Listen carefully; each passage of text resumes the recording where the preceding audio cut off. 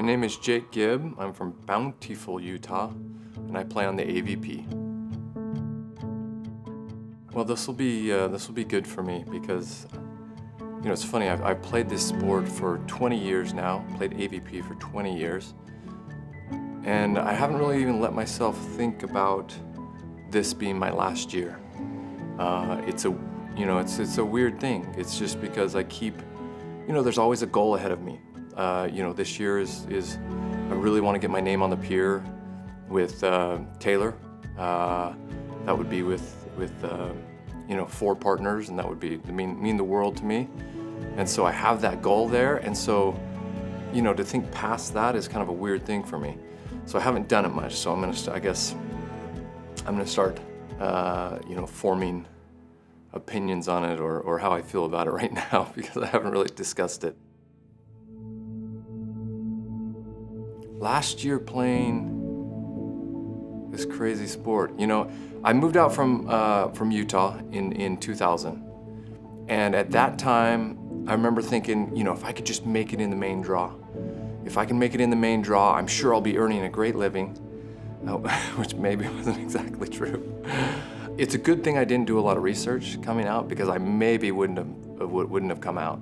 Because really, you have to be a top player to do this for a living. But I came out with my wife in 2000, and I had just graduated from the University of Utah, and we were like, all right, let's give this thing 2 years.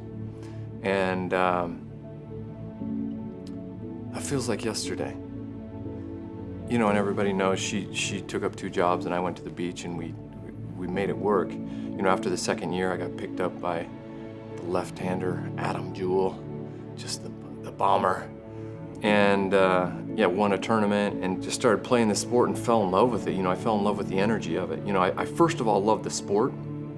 I started playing, I was playing in Utah. I just loved playing. I played in my backyard. I played in the sand courts of Utah. And there's something about this sport that just, fulfilled me. Then, you combine that with the energy of a full stadium in Manhattan Beach, playing to get your name on the pier, playing to make a living. That was an energy that I wasn't expecting, and I wasn't, it was all kind of coming at me at once, and I had no idea almost what to expect. So once I felt it, I was like, I gotta have more of this. I gotta have more. So it was an interesting transition, because at first, when I first came out, it was like, all right, let's make it on the AVP tour. Let's make it in the main draw. The main draw was such a cool thing to me.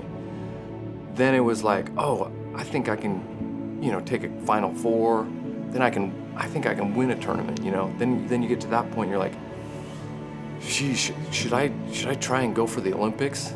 Like, I remember even saying that the very first time I said, a reporter asked me about it.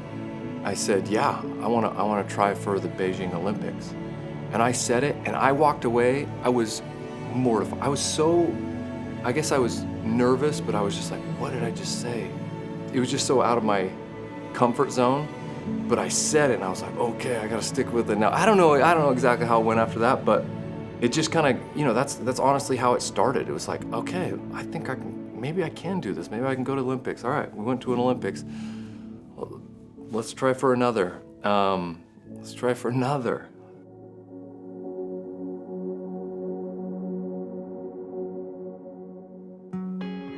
But yeah, I think back about it now, and I get a little, there's some feelings that are coming to the surface right now. I love this. Like, I love playing. Like, I love everything about it. I love competing. I love traveling.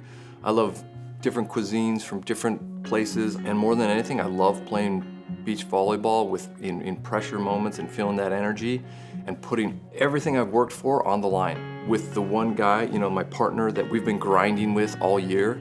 There's something just so cool about putting everything out there. And there's nothing like the feeling of winning an AVP tournament. There just isn't. Like, it's so good. Like, when you get done, so there's like relief because there's like expectations, but then the feeling of a win on the AVP tour is so addictive that it'll make you train your ass off all off season, all during season, and just give everything you have just to feel it, just to taste it again. So that's gonna be hard. That's gonna be hard to leave. the camera part, this stuff, social media, good Lord, I'm gonna be happy to leave it. But the rest is gonna be hard. It's gonna be hard to say goodbye to. The biggest difference now between when I first started was like, you know, stadium court matches where I get done and you win and you start looking around like who noticed, like who, you know, you start caring about kind of weird things. You like want some little ounce of celebrity. And now I get done, I just look for my family. Just like, hey, wasn't that cool? And we talk it out. You realize what's important, you know, through this whole career of things. You realize who's with you and who really is gonna fade away. Like, you know, once I'm done, all the people that come up and tell you how great you are, that's gonna fade away. But my family won't. So for my wife, my family, my son that is now starting to watch me play, like he's on Amazon, like my wife will send me feed of him and he's with his little cousin Lawrence and he's watching my matches and he's like, every time I jump for a block, he literally jumps for a block. That's just a fun stage. We'll miss that as a family, for sure. We'll miss that. My wife, who's just been at, you know, almost every tournament, or she's watching, and just to celebrate with her. You know, I still remember winning Huntington Beach here a couple years ago, just going out with her to Duke's after, and just having a great bottle of wine, and just sitting there and like going over every single match. Like we had a gnarly road. We had, you know, one of the gnarliest matches I've ever played was Phil and Nick in that semifinal.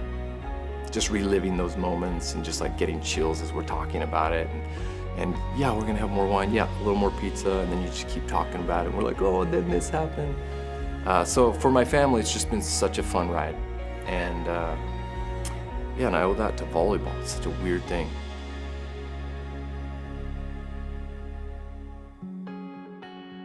One of the biggest motivators for me to try and qualify for this Olympics is so that my son can come and, you know, watch me compete in that, because he asked me about the Olympics. He asked me all about it, and, you know, he doesn't remember. He was I guess he was 5, and at that stage, you don't have like real crisp memories of things. So to do that where he's gonna remember, my daughter's gonna be 6. I don't know if it's an ending, a starting, or whatever it is to my story, but I really want it. So that's the way I want to go out. I want to go out a champion. I want to win an AVP tournament this final year. So let's get some good ones and get us back to Manhattan, because I got to get my name on the pier with Taylor. And his partner, ladies and gentlemen, growing up in Bountiful, Utah, the youngest of 11 siblings. He captured his first ever title in 2004 in Austin, Texas. Ladies and gentlemen, he is big, smooth, and nasty. Your 05